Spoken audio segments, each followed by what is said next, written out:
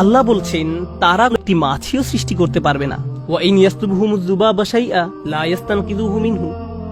আর যদি মাছি তাদের কাছ থেকে কিছু ছিনিয়ে নেয় তারা তার থেকে সেটা উদ্ধারও করতে পারে না। মনে করুন আপনি কোনো খাবার খাচ্ছেন, এমন সময় একটা মাছি এসে আপনার খাবারের উপর 1 সেকেন্ডের জন্য বসলো, আপনি তখন হাত নেড়ে মাছিটিকে তাড়িয়ে দিলেন। আল্লাহ বলছেন যদি কোনো মাছি এসে তাদের খাদ্যের উপর বসে এবং তাদের কাছ থেকে খাদ্যের কিছু অংশ ছিনিয়ে নিয়ে যায়, গোটা মানব জাতি একত্রিত হলেও তার থেকে তা উদ্ধার করতে পারবে না।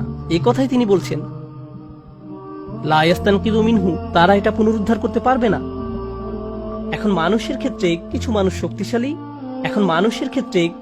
শক্তিশালী আর কিছু মানুষ দুর্বল, কিছু মানুষ গরিব আবার কিছু মানুষ ধনী। অনেক মানুষের কোনো প্রভাব প্রতিপত্তি নেই, তাদের হয়তো থাকার একটা ঘরও নেই। আবার এমনও অনেক মানুষ আছে যারা পরমাণু বোমা নিক্ষেপ করার ক্ষমতা রাখে, যারা পৃথিবীর সবচেয়ে শক্তিশালী সেনাবাহিনী নিয়ন্ত্রণ করে ইতিহাসে এবং আজকের দিনেও। এখন ফেরাউনের মতো রাজা যদি নিজ প্রাসাদে বার্গার খেতে বসে আর এমন সময় একটা মাছি এসে তার খাবারের উপর বসে, তাকে অসম্মান করে, ভাবতে পারেন রাজা খেতে বসলো আর কেউ একজন এসে বলল এই খাবারটা আমার খুব পছন্দের, আমি এই কেচাপটা খাবো, লোকটা মারা পড়বে। এখন মাছি এসে যদি তার খাবার খাওয়া শুরু করে আর ফেরাউন রাগান্বিত হয়ে বলে কত বড় সাহস, আমি আমার খাবারের থেকে ফেরত চাই, এমনকি যদি তারা মাছিটি ধরেও ফেলে, কি করতে পারবে? খাদ্য পুনরুদ্ধার করতে পারবে না। এই অসাধারণ উপমাটির মাধ্যমে আল্লাহ সুবহানাহু ওয়া তাআলা আগেরকার দিনে যারা মূর্তি পূজা করত তাদের নিকট একটা ব্যাপার পরিষ্কারভাবে তুলে ধরলেন। এমন মূর্তি পূজকদের অনেকেই তাদের মূর্তির সামনে খাবার পেশ করত। তারা দুধ, মধু, চকলেট, আইসক্রিম, আমি জানি না, যাই আনুক না কেন, মূর্তির সামনে এই খাবারগুলো পেশ করত। আর এই মন্দিরগুলো সাধারণত উন্মুক্ত থাকে। এখন মূর্তির সামনে যদি এমনভাবে খাবারগুলো উন্মুক্ত থাকে, কে আসবে এগুলো খেতে? মাছি আসবে। একটা মাছি গিয়ে তাদের বিশাল মূর্তির নাকের ডগায় গিয়ে বসে, এই যে তোমার খাবার, এখন আমি খাবো, মাইন্ড করবো না তো? তারপর একটি খাবারের উপর বসে এক টুকরা খাবার নিয়ে উড়ে চলে যায়।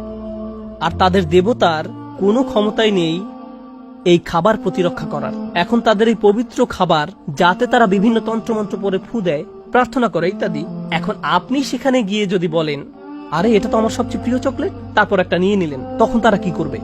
আপনার হাত থেকে কেড়ে নিবে আর খেয়ে ফেললে হয়তো আপনাকে মারতে আসবে, কারণ তাদের মতে আপনি এটাকে অপবিত্র করে ফেলেছেন। অথচ তাদের ধর্ম প্রতি মুহূর্তে অপমানিত হচ্ছে কার দ্বারা? আল্লাহ বলছেন এই মাছি তোমাদেরকে শেখাচ্ছে এই দেবতাগুলো শক্তিহীন, মাছি তোমাদেরকে এটি শিক্ষা দিচ্ছে। তো আল্লাহ বলছেন আমি তোমাদেরকে ছোট একটি উদাহরণ দিচ্ছি, আল্লাহ ছাড়া তোমরা যাদেরকে ডাকো, প্রথমত তারা এমনকি একটি মাছিও সৃষ্টি করতে পারবে না। আর যদি মাছি তাদের খাবারের কিছু অংশ কেড়ে নিয়ে যায়, কিভাবে তারা এই খাবার উদ্ধার করবে? মজার ব্যাপার হলো আমি এই আয়াতটার কারণে মাছি সম্পর্কে আগ্রহী হয়ে উঠেছিলাম। কিভাবে মাছি খাবার খায় আমি সেটা জানতাম না।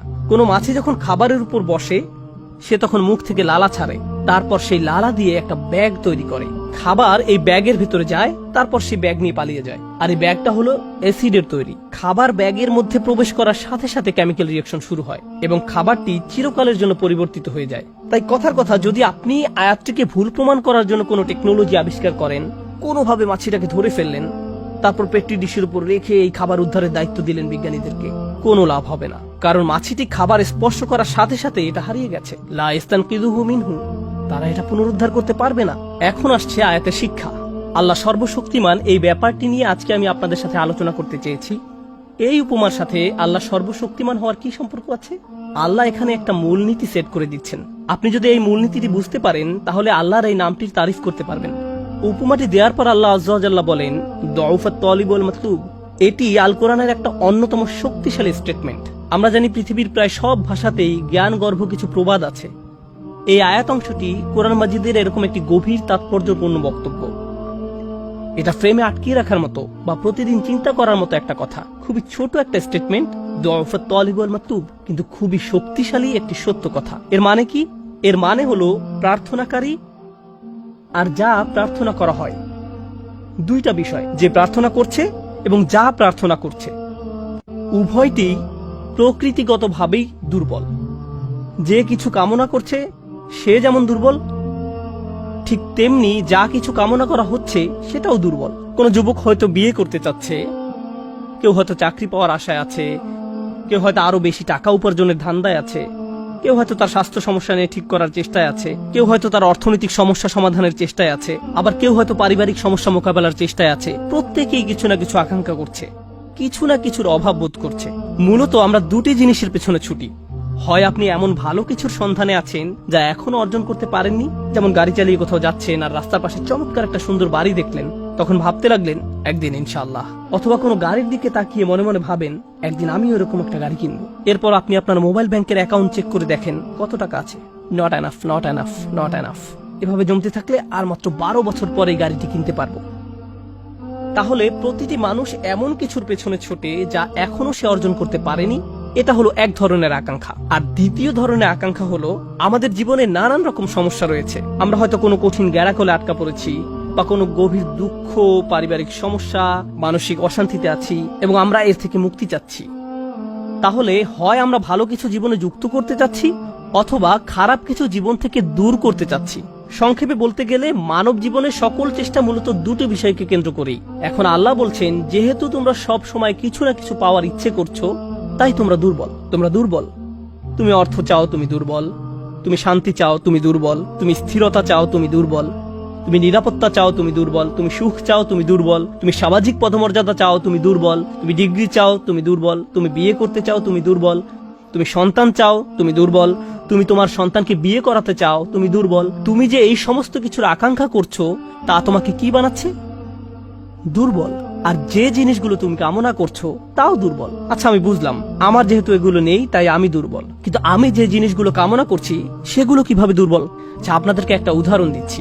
অনেক অনেক আগে আমি একবার অ্যাবনর্মাল সাইকোলজির একটা ক্লাসে উপস্থিত ছিলাম। তো আমাদের প্রফেসর এক যুবকের উদাহরণ দিলেন। ঘটনাটি ঘটেছিল 70-এর দশকের শেষ দিকে। সে সময় যুবকটি নিউ ইয়র্ক ইউনিভার্সিটিতে ক্লিনিক্যাল সাইকোলজির উপর পিএইচডি করছিল। তখনকার সময় ইমেইল, হার্ড ড্রাইভ এগুলো ছিল না। ছেলেটি তার 455 পৃষ্ঠার থিসিস টাইপ করে ডিপার্টমেন্টে জমা দিল। আর এই থিসিস তৈরি করতে তার 5 বছর সময় ব্যয় করতে হয়েছিল। এটার দ্বিতীয় কোনো কপিও ছিল না। সে অরিজিনাল কপি ডিপার্টমেন্টে জমা দিল, কিন্তু ডিপার্টমেন্ট তার থিসিসটি হারিয়ে ফেলল। 5 বছরের পরিশ্রম বৃথা গেল। 90-এর দশকের মাঝামাঝি সময় পর্যন্ত তাকে দেখা যেত। সে তখন বুড়ো হয়ে গিয়েছিল। সে ইউনিভার্সিটির ক্যাম্পাসে ঘুরে ঘুরে সবাইকে বলতো, এখানে পড়তে যেও না, তারা তোমার কাজ চুরি করে ফেলবে, তারা তোমার জীবন ধ্বংস করে ফেলবে। এখানে শিখতে যেও না, এরা একদল প্রতারক। আর কাউকে কোনো কাগজ জমা দিতে দেখলে বলতো, তাদেরকে এটা দিও না, তারা এটা হারিয়ে ফেলবে। তাকে কয়েক সপ্তাহ পর পর মানসিক হাসপাতালে নিয়ে যাওয়া হতো। তারপর ছেড়ে দিলে সে আবার ইউনিভার্সিটির ক্যাম্পাসে ফিরে আসতো। আমরা যখন ক্লাসে এটা নিয়ে আলোচনা করছিলাম, আমি ভাবলাম, সুবহানাল্লাহ, দাউফাত তালিব ওয়াল মাতলুব। সে বছরগুলোতে এই মানুষটির মাথায় সবচেয়ে বড় জিনিস কি ছিল? তার ডিগ্রি। আমি এর জন্যই কাজ করছি, এটাই আমার সব। আমি যখন ডিগ্রি পাবো আমি সফল হব, আমার নামের সাথে এই লেবেল লাগানো হবে। অবশেষে আমি আমার পরিশ্রমের ফল পেতে যাচ্ছি। এত বছরের কঠিন পরিশ্রম এখন এসে অর্থপূর্ণ হবে। সে এই একটি জিনিসের প্রতি খুবই দুর্বল ছিল। অন্য কোনো কিছুর কোনো দাম নেই। আর যখন এই জিনিসটি হারিয়ে গেল, কারণ যে জিনিসটির তুমি আকাঙ্ক্ষা করছো সেটি শক্তিশালী কোনো জিনিস নয়, এটি হারিয়ে গেছে। আর যখন এটি হারিয়ে গেল, তুমি ভেঙে পড়লে। তাই আল্লাহ আমাদের একটি ব্যাপার শিক্ষা দিচ্ছেন, আমরা যেসব জিনিসের পেছনে ছুটে বেড়াই সেগুলো আসলে দুর্বল। আমরা ভাবি এগুলো কোনোভাবে আমাদের শক্তিশালী করে তুলবে, আমাদের এক ধরনের স্বীকৃতি দেবে, বা আমাদেরকে আরো বেশি নিরাপদ করে তুলবে। আমরা যদি আরো টাকা কামাতে পারি তাহলে আরো বেশি সুখী হব। যদি এই সমস্যাটা কেটে যায় তাহলে সবকিছু নিখুঁত হয়ে যাবে। ইস, আমার যদি একটা বাড়ি থাকতো। আমরা বহুদিন ধরে এই অ্যাপার্টমেন্টে বাস করছি, প্রতি মাসে কত টাকা ভাড়া দিচ্ছি। তারপর যখন আপনি একটা বাড়ির মালিক হন, প্রপার্টি ট্যাক্স, বাথরুমের প্লাম্বিং কাজ করে না, রান্নাঘরে সমস্যা, ফাউন্ডেশন কাঁপছে, দেয়ালে ফাটল দেখা দিয়েছে, শ্যাওলা জমেছে, প্রতিবেশীরা পাগল বানিয়ে দিচ্ছে, জানালা ভেঙে গেছে, এভাবে হাজারো রকম সমস্যা এসে জড়ো হয়। ভেবেছিলেন নিজের বাড়িতে উঠলে সব সমস্যার সমাধান হয়ে যাবে। এখন শুধু সমস্যা আর সমস্যা, সমস্যা আর সমস্যা। আমরা এমন সব জিনিসের পেছনে ছুটে বেড়াই সেগুলো কি দুর্বল। আর প্রতিবার যখন আমরা এমনটা করি, এটা প্রমাণ করে দেয় আমরা কতটা দুর্বল। আপনি যদি সারাক্ষণ চিন্তা করতে থাকেন, যদি ওই জিনিসটা থাকতো তাহলে আমি সুখী হতাম, যদি অমুক সমস্যাটা চলে যেত, ওই মানুষটা আমার জীবন দুর্বিষহ করে তুলেছে, যদি সে একটা বাসের ধাক্কা খেত, আমার জীবনটা কত ভালো হয়ে যেত। প্রতিবার বাস দেখলে আমি এই দোয়া করি।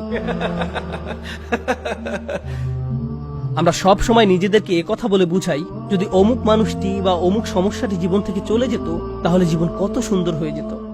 অথবা যদি অমুক দুঃখটি দূর হয়ে যেত তাহলে সবকিছু পারফেক্ট হয়ে যেত। যদি মানুষের পরিবর্তন হতো, যদি পরিস্থিতির পরিবর্তন হতো, যদি পরিবেশের পরিবর্তন হতো, আমরা এভাবে ভাবতে থাকি সবকিছুর পরিবর্তন হলে জীবন সুন্দর হয়ে যেত। তাহলে আমাকে আর দুর্বল থাকতে হতো না। আমরা ভোগের উপর ভোগ করতে থাকি আর এতে পুরোপুরি আচ্ছন্ন হয়ে পড়ি। আর আল্লাহ আজ্জা জাল্লা বর্ণনা করছেন, জানো তুমি কত দুর্বল? তুমি একটি মাছির চেয়েও দুর্বল। দউফাত তালিব ওয়াল মাতলুব। যখন তিনি এভাবে বলছেন, আমি আপনি মজ্জাগতভাবে অবিশ্বাস্যভাবে কতটা দুর্বল, একটু চিন্তা করে দেখুন। আপনাদের প্রত্যেকের মাথায় বিভিন্ন জিনিসের চিন্তা আছে প্রতিদিন। আমরা এখন রোজা রাখছি, নামাজ পড়ছি, আর আলহামদুলিল্লাহ নামাজ পড়ার সময় আমরা মনোযোগ ধরে রাখার চেষ্টা করি, কিন্তু এর বাইরে আপনার মাথায় কোন চিন্তা ঘুরঘুর করে? আপনি কি নিয়ে উদ্বিগ্ন থাকেন? আপনি কি নিয়ে চিন্তা করেন? কোন চিন্তাটি আপনার মাথায় সারাক্ষণ ঘুরতে থাকে? কোন জিনিসটির ব্যাপারে ভাবেন এটা যদি থাকতো, আর কোন জিনিসটির ব্যাপারে ভাবেন যদি এটা না থাকতো? কারোর জন্য অসুস্থতা, কারোর জন্য ডিপ্রেশন, কারোর জন্য দুঃখ, কারোর জন্য হয়তো কোনো ব্যক্তি। কেউ কেউ ভাবেন যদি ওই মানুষটা আমার ব্যাপারে খুশি হতো। তারা অন্য একজনকে খুশি করার চিন্তায় মশগুল থাকেন। যদি আমার বাবা আমার উপর খুশি থাকতেন তাহলে আমি সুখী হতাম। কিন্তু আপনার বাবাও তো একজন মানুষ। তিনি যদি আজ খুশি হয়েও থাকেন, কাল হয়তো তার জীবন শেষ হয়ে যেতে পারে। তারপর আপনি কি করবেন? এরপর আপনি কোথায় দাঁড়াবেন? সুতরাং আমি আর আপনি এভাবে এসব জিনিসের পেছনে ছুটতে থাকি। আর এর পরের আয়াতে আল্লাহ আজ্জা ওয়াজাল্লা বলেন, মা কদারুল্লাহ হাক্কা কদরিহি। তারা আল্লাহকে যথাযথ মর্যাদা দেয় না। ইন্নাল্লাহ কাউইয়ুন আজিজ। নিশ্চয়ই আল্লাহ শক্তিধর, মহাপরাক্রমশালী। তুমি দুর্বল, কিন্তু আল্লাহ সর্বশক্তিমান। তিনি আরো বলেন, তোমরা আল্লাহকে যথাযথ মর্যাদা প্রদান করনি। জানেন তিনি আমাকে আপনাকে কি বলছেন?